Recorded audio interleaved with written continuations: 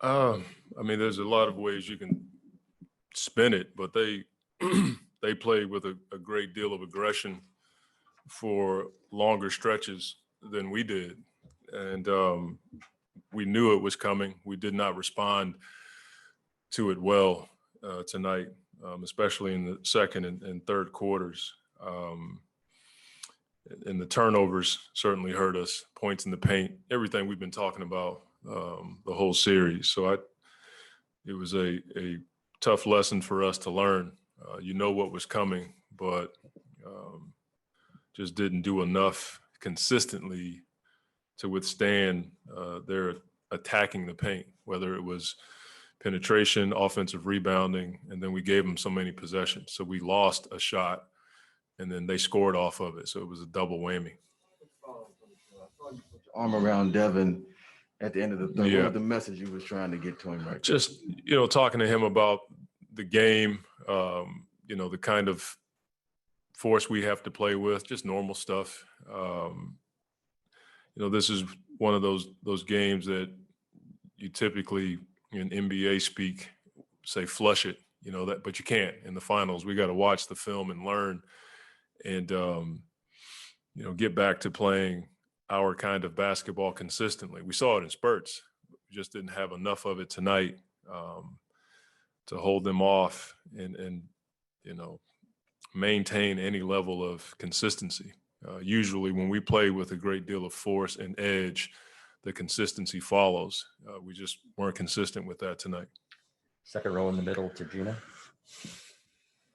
Monty, Deandre had a terrific first half and then struggled with the foul trouble in the second half. Just given the state of your front court with injuries and stuff, just how much more of a bind does that put you guys in when he can't be out there for those extended times? Yeah, it does. I mean, but that's going to happen. I'm not going to get into the complaining publicly about fouls. Just not going to do that. But you can look, we had 16 free throws tonight. One person had 17. So, DA we got to learn from that. We got to beat guys to the spot, and he'll grow from this. I promise you he will. Go to Kellen.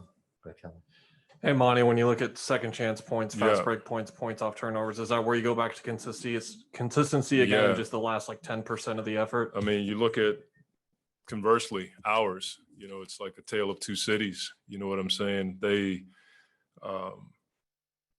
so many points in the paint, but plus 14, but the second chance points, that was a struggle for us. And we know that's what they want to do. So we got to come up with the 50-50 balls. We got to box out better. That's on us. We can't blame anybody else for that. That's us. With Frank getting in there, was that the main reason, just the interior presence? We needed some size for sure. We needed some size in the paint, rebounding. And, offensively, Frank does move the ball from side to side. I didn't see enough of that tonight. When the ball moved from side to side or we got 2 or 3 passes, the offense looked like it had some type of flow, but we just didn't have enough of that.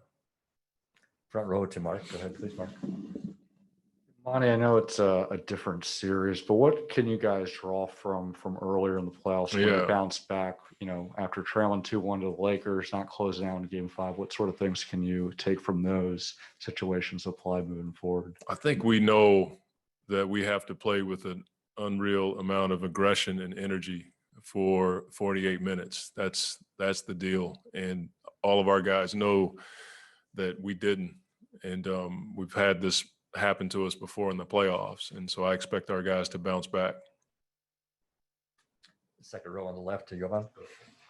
Hey, Monty, you guys had that run in the third where you cut it to 4. And then from that point on, they closed the third on a 24-6 run. What kind of happened in that stretch that kind of blew the game open? Yeah, I have to look at the film, but it looked like we lost a few guys. Drew hit some shots, just from my recollection.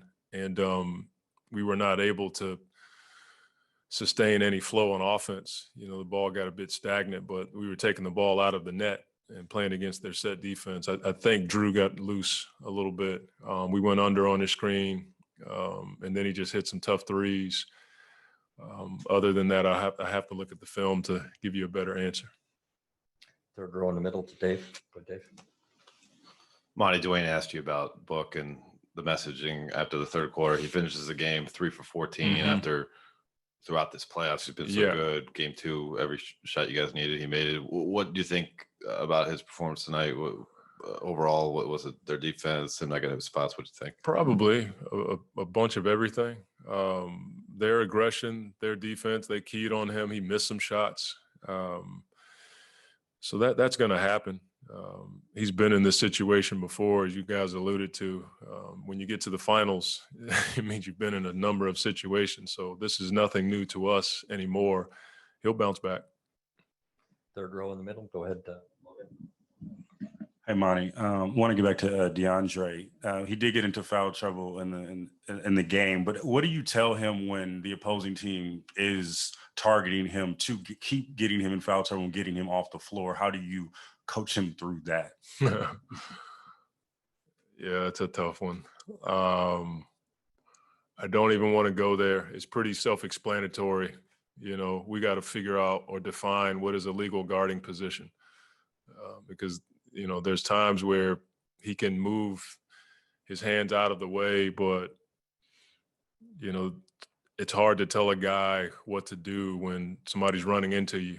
You know what I mean? Like, I don't know what a legal guarding position is at times, but they were aggressive, and we have to give them credit. I'm not going to sit here and complain about a team that's aggressive, but we have to understand how the refs are calling the game and then adjust to that. But there's a ton of physicality in the game for sure. But as far as teaching him, we got to look at the film and see where he can have better body position and pick up some charges when they present themselves. Stay in the third row with Steve. Go ahead, Steve. Just back to Deandre again, but up until the foul trouble, I mean, I think he exceeded his game 2 point total in the first quarter alone. Just what was working for him early on, and was that kind of y'all's intent to try to get to him early on? Yeah, we always want to go to him for sure. He puts pressure on the rim. We tried to post him up a couple of times, and he scored. He just had a good game going, but the foul trouble didn't allow for him to continue it. So when he can have that kind of production, it makes us a really good team, and we expect him to play that way again.